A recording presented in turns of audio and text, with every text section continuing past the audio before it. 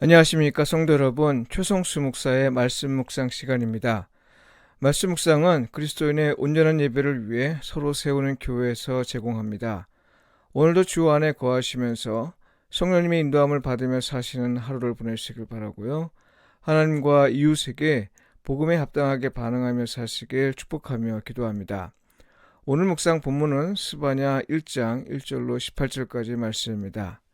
우상이 만연한 날에 여호와의 날은 반드시 옵니다. 이 제목으로 말씀을 묵상하겠습니다. 우리는 지금 대림절 기간을 보내고 있습니다. 교회력은 대림절로부터 시작하는데요. 이건 이미 오신 예수님을 기억하면서 다시 오실 주님을 기다리며 새해를 새롭게 맞이하기 위함입니다. 대림절로 시작하는 교회력은 기독교 신앙에서 기다림이 어떤 의미를 갖는지 잘 말해줍니다.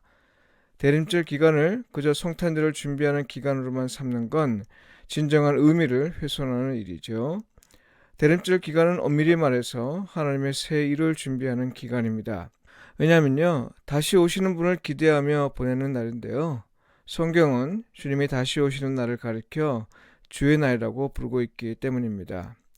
주의 날은 하나님의 백성에게는 구원의 날이고 소망의 날이지만요, 하나님을 떠나 살게 했던 모든 것들이 진멸하고 또 하나님을 떠나 우상을 따라 살았던 모든 사람이 마지막을 맞이하는 날입니다. 그러니 그리스도인이 대림절을 보내면서 무엇보다 경각심을 가져야 할 일은 내 안에 우상은 없는지 살펴보는 겁니다. 그동안 하나님이 아닌 다른 것들을 의지하며 살지는 않았는지 돌아보는 시간을 가지면서 회개하는 시간과 함께 다시 오시는 하나님을 기다리며 기대하는 시간으로 보내야 할 겁니다. 이런 의미에서 오늘 본문은 대림절 기간에 몇 번이고 반복해서 읽고 묵상할 말씀입니다.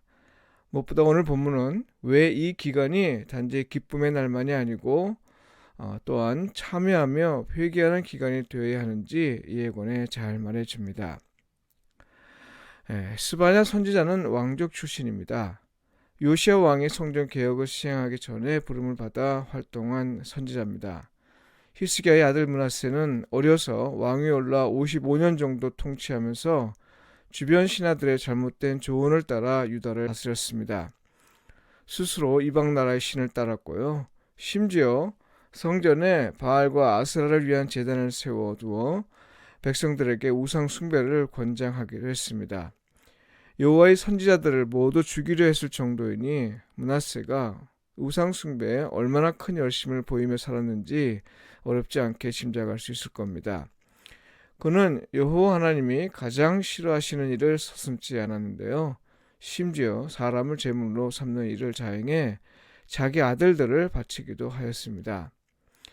여러분, 이런 우상 숭배를 통해 므낫세가 얻을 수 있었던 것이 무엇이었을까요? 그것이 무엇이기에 이토록 우상 숭배에 철저했던 걸까요? 여호와 하나님을 따를 때와 무엇이 달라지는 걸까요? 우상 숭배의 본질은 자기의 욕망을 따르고 자기의 욕망을 극대화하는 일입니다. 이에 반해 여호와 신앙은 자기의 욕망을 죽이는 일이죠. 그러니 우상 숭배가 만연했던 므낫세 왕이 통치하던 시대는 욕망의 극대화를 꿈꾸던 시대라 말할 수 있습니다. 자기가 생각하는 대로 행동하고 자기 마음이 가는 대로 결정하고 자기 욕망이 이끄는 대로 살아가는 그런 삶이 일상이 되어버린 시대입니다. 히스기야 왕이 죽음의 위기에서 벗어난 후 태어난 므낫세는 하나님의 은혜에 대한 증거가 되었어야 마땅할 텐데요. 아이러니하게도 이스라엘 역사에서 가장 악독한 왕으로 기억되고 있습니다. 므낫세를 생각하면 생각할수록 오늘날 대한민국의 형편이 꼭 그 시대와 같지는 않은지 의문이 듭니다. 대한민국 근현대사를 생각해보면 존재 그 자체가 은혜인데 오히려 우상숭배에 빠진 교계 지도자들을 볼 수 있기 때문입니다. 성도 여러분, 우상숭배에 빠진 므낫세는 여호와의 선지자들을 모두 죽였기에 하나님의 말씀은 오랜 기간 침묵할 수밖에 없었습니다. 하나님의 말씀이 없는 시기는 상대적으로 인간의 욕망이 숙성되는 시간입니다. 말씀이 있어도 읽거나 듣지 않는 건 하나님의 말씀이 없는 시기와 다를 바 없습니다. 설령 읽거나 들어도 그대로 행하지 않는 것도 마찬가지입니다. 오랜 침묵의 시간을 보낸 후에 하나님은 스바냐를 선지자로 부르셔서 여호와의 날에 관해 선포하게 하셨습니다. 간단히 말해서 여호와 하나님이 땅 위의 모든 것들을 진멸할 것이란 말씀입니다. 여러분, 이게 말이 그렇지요. 홍수 심판과 달리 물에서 사는 동물까지도 진멸하실 것이라 했으니 이건 완전한 심판을 의미합니다. 하나님의 백성으로서 우상 숭배에 빠진 자들을 포함해서요. 여호와를 배반하고 따르지 아니한 자들과 여호와를 찾지도 아니하며 구하지도 아니한 자들을 모두 멸절할 것이라 했습니다. 이 날을 가리켜 왜 여호와의 분노의 날이라 했는지 짐작할 수 있을 것입니다. 여러분, 잊지 말고 꼭 기억하십시오. 여호와 하나님을 떠나 우상의 마음을 빼앗기는 일은 단순히 종교적인 사안으로만 그치지 않습니다. 우상 숭배에 빠지면 일상생활 자체가 문제가 되고요.